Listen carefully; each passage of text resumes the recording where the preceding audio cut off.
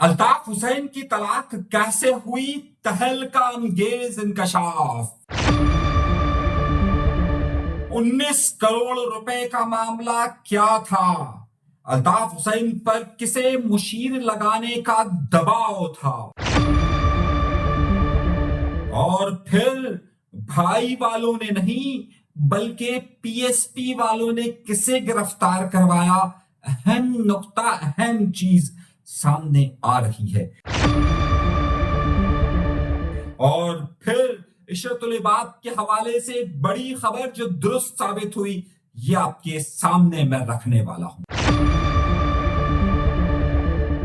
اس سے پہلے کہ میں اپنے پروگرام کا باقاعدہ آغاز کروں، یہ خبر کہ الطاف حسین صاحب کی شادی ہوئی سن 2001 میں کسی سے ڈھکی چھپی نہیں تھی، لیکن 2007 میں جب ان کی ڈائیورس ہوئی اس کے بعد سے معاملات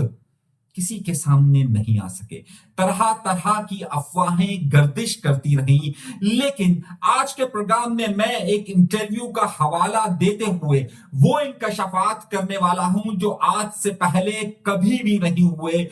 مگر یاد رکھیے گا کہ ان سب کو دیکھنے کے لیے سب سے پہلی شرط یہ ہے کہ چینل ضرور سبسکرائب کریں، ضرور سبسکرائب کریں اور ضرور سبسکرائب کریں، کوئی لاپتہ نہیں کرے گا۔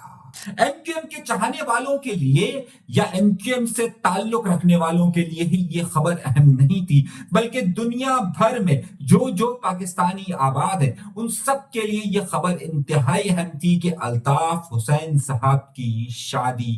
ہو رہی ہے۔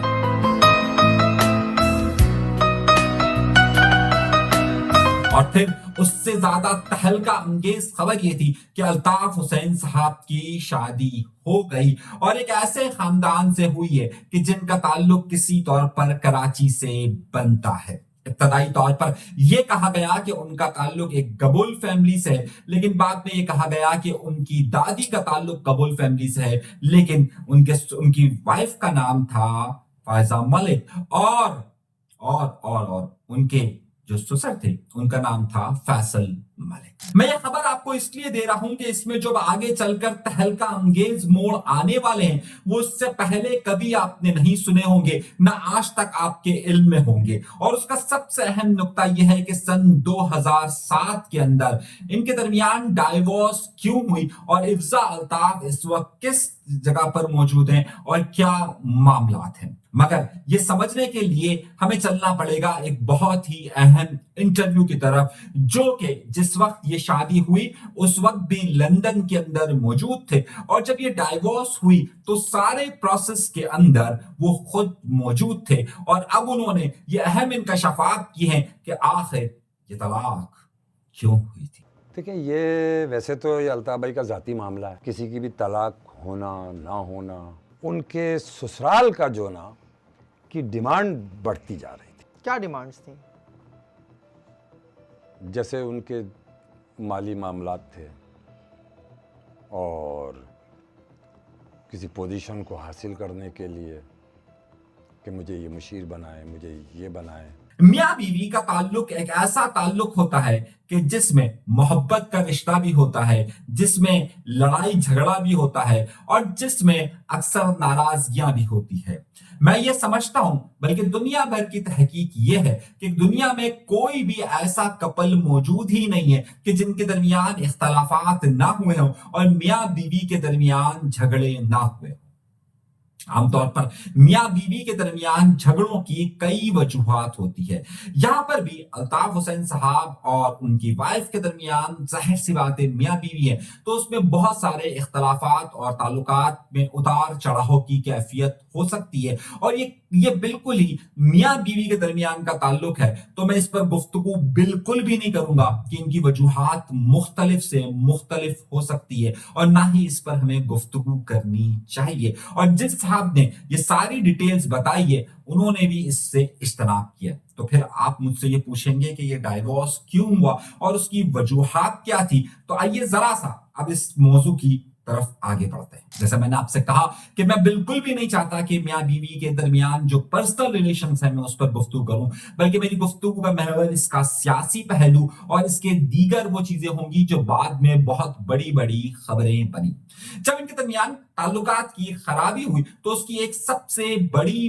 वजह जिसे करार दिया जा रहा है और जिसे इंटरव्यू देने वाले शख्स यानी कि अनीस एडवोकेट ने बताया है, उसके मुताबिक एक सबसे बड़ी वजह ये थी कि उनके खानदान की तरफ से ये दबाव था कि सन 2001 में जब शादी हुई उस वक्त एनक्यूएम ताकत में नहीं थी, लेकिन 2002 के बाद से एनक्यूएम एक भरपूर ताकत में मौजूद थी। उसके बाद उन्होंने न सिर्फ सूबाई हुकूमत बनाई, वफाकी हुकूमत बनाई और 2005 में उन्होंने यहां पर अपना मेयर यानी कि मुस्तफा कमाल साहब को भी लेकर आई।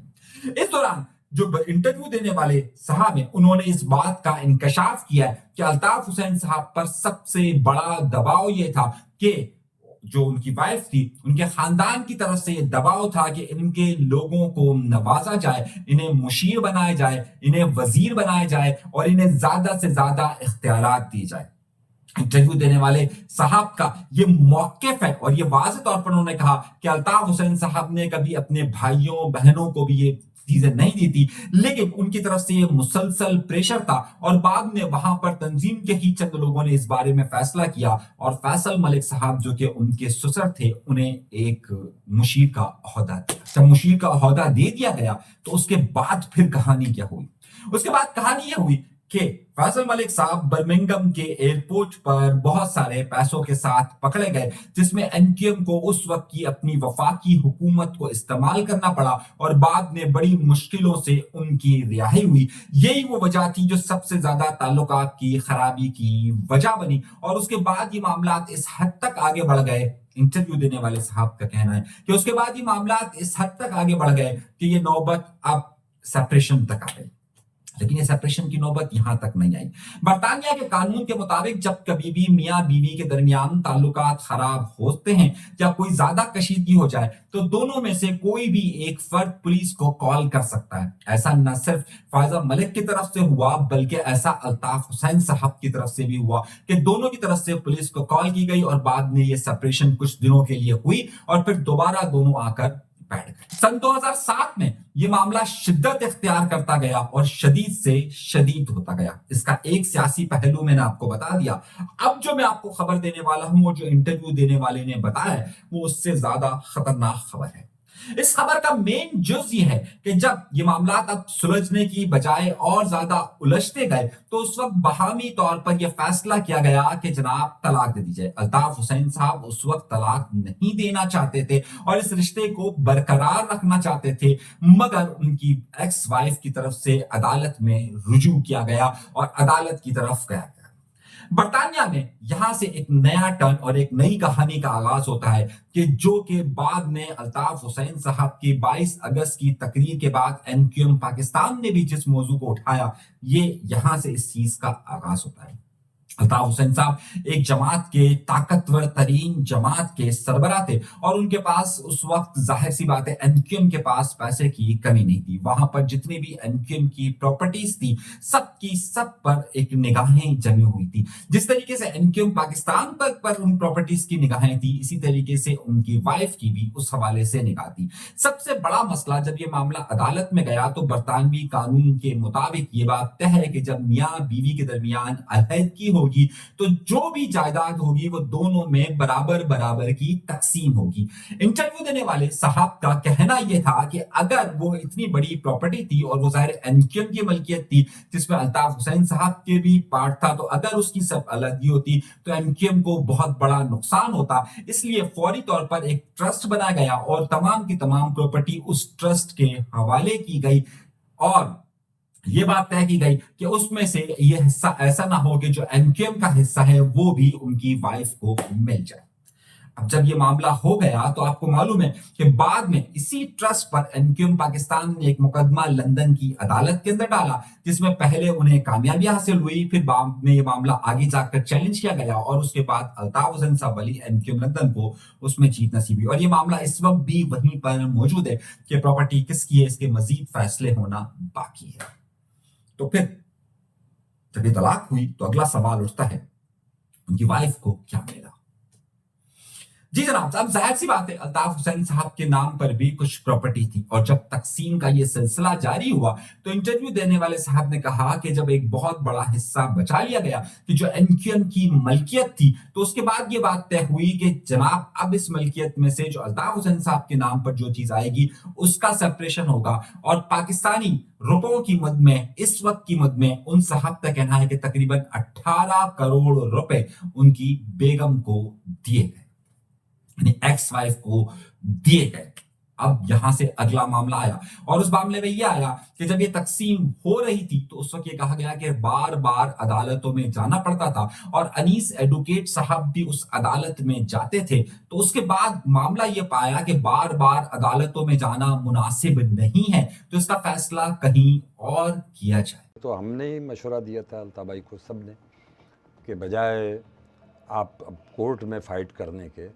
बाहर सेटलमेंट कर लें। जब ये मामला तय हुआ कि अब इसका मामला, इस चीज का फैसला कहीं और पर तय किया जाए, जब ये तय हो गया तो उसके बाद दोनों जगह के लोग बैठे और ये मामला बहामी मुशावरत से तय हुआ, और उसके बाद जो उस खातून का हिस्सा बनता था वो उसके हवाले किया गया। लेकिन एक अहम मामला रह जाता था, वो उनकी बेटी के हवाले से था, यानी कि इफ्जा अल्ताफ के हवाले से था। और जाहिर सी बात है, बरतानवी कानून के मुताबिक अगर दो लोगों में सेपरेशन हो जाए, डाइवोर्स हो जाए, तो उसके बाद भी उसकी जो बेटी है उनके ऊपर जो उनकी विल होती है कि वो किसके साथ रहना चाहे, मां का पहला हिस्सा होता है, और उसके बाद वो वालिद के पास आना जाना कर सकती है, और ये खास मुद्दत तक हो सकता है, यानी कि 18 साल तक। और 18 साल के बाद उस लड़की की अपनी मर्जी है कि वो जिसके साथ रहना चाहे या ना रहना चाहे। अब कुछ माजिए करीब में इस हवाले से कुछ अफवाहें भी गर्दिश कर रही थी। उस हवाले से हमने अपनी जादूगरनी से पूछा तो उन्होंने क्या बताया। जब हमने अपनी जादूगरनी से इस हवाले से पूछा तो उन्होंने कहा कि इफ्जा अल्ताफ साहिबा के बिल्कुल जो उनके वालिद हैं, यानी अल्ताफ हुसैन साहब से राब्ते हैं, और अक्सर उनसे मुलाकात भी होती है, लेकिन कुछ सिक्योरिटी रीजंस ऐसे हैं कि जिसकी वजह से उनके साथ तस्वीर नहीं दी जा सकती, क्योंकि जाहिर सी बात है अल्ताफ हुसैन साहब के इस वक्त जो पूरी दुनिया के अंदर, पाकिस्तान के अंदर, खुसूसन कराची के अंदर और मुतल्लिका कई जगहों पर ऐसे मामला हैं कि जिसकी वजह से वो अपनी बेटी की शनाख्त को सबके सामने नहीं बताना चाहते या उनकी तस्वीर को नहीं बताना चाहते, जिनसे उनकी जान को खतरा लाहक हो सकता है। अलबत्ता जब उनकी सेहत खराब थी उस वक्त भी इनमें उनकी तबीयत को देखा गया और इन मामलात को देखा गया। इंटरव्यू देने वाले साहब ने यहां चलकर एक बहुत बड़े और अहम राज से भी पर्दा उठाया, और वो बहुत अहम राज ये है कि ये शख्स यानी कि अनीस एडवोकेट साहब एनक्यूएम का हिस्सा थे। सन 2013 में वो अलहदा हुए, और सन 2016 के अंदर वो एमक्यूएम में, यानी 21 मार्च को एमक्यूएम से हटकर पीएसपी का हिस्सा बने, यानी पाक सरजमीन पार्टी का हिस्सा बने।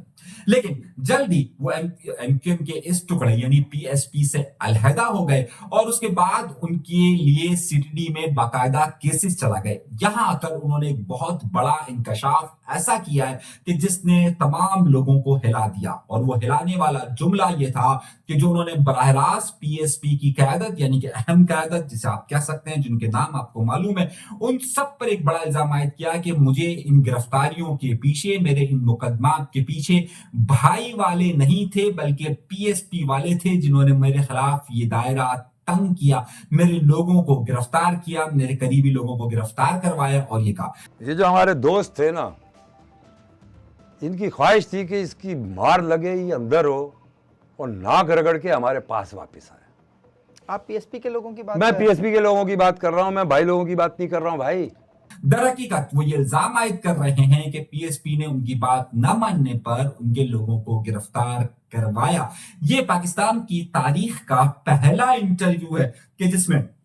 उस जमात पर बराह रास्त ये इल्जाम आयद किया जा रहा है कि उनके लोगों ने या उन्होंने उनकी गिरफ्तारी के सिलसिले में कोई किरदार अदा किया। ये एक बहुत बड़ी खबर, और ये पहला ऐसा इंटरव्यू है अब तक की तारीख का कि जिसमें ये इंकशाफ किया जा रहा है और जिसमें बाकायदा नाम लिया जा रहा है। वजाहतें देना या वो करना अब वो सेकंड पार्टी के काम है, मैं सिर्फ वो बता रहा हूं जो हुआ। लेकिन اس کے ساتھ ساتھ ہی میری ایک بہت بڑی خبر کی تصدیق ہوئی, اور میری وہ بہت بڑی خبر یہ تھی کہ میں نے آپ سے جب یہ بات سامنے آئی تھی کہ جناب پی ایس پی بنانے میں اس وقت عشرت العباد صاحب کا کردار تھا, اس کے بعد اب انیس ایڈوکیٹ صاحب نے واضح طور پر یہ کہا ہے کہ جناب یہ باقاعدہ تعلقات تھے, عشرت العباد کا ہی اس میں اہم کردار تھا, انہوں نے ہی مصطفیٰ کمال صاحب ہنی صاحب کو ایک کیا تھا, انہوں نے ہی مختلف طاقتور حلقوں سے ملوایا تھا, اور انہی کے مطابق یہ پورا پروگرام ایگزیکیوٹ ہوا تھا. جو خبر میں نے آپ کو کچھ دن پہلے دی تھی,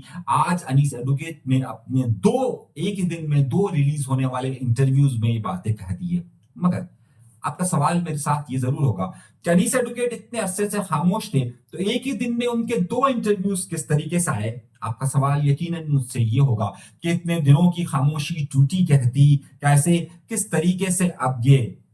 اللہ اللہ کر کر یہ قفل ٹوٹا ہے. یہ ہے اہم خبر, اور اسی اہم خبر کے لیے آپ کو دیکھنا پڑے گا میرا ایک بہت ہی تہلکہ انگیز ویلوگ جلد. ابھی تک کے لیے اجازت دیجیے گا, اللہ نے کے بعد چینل ضرور سبسکرائب کیجیے گا.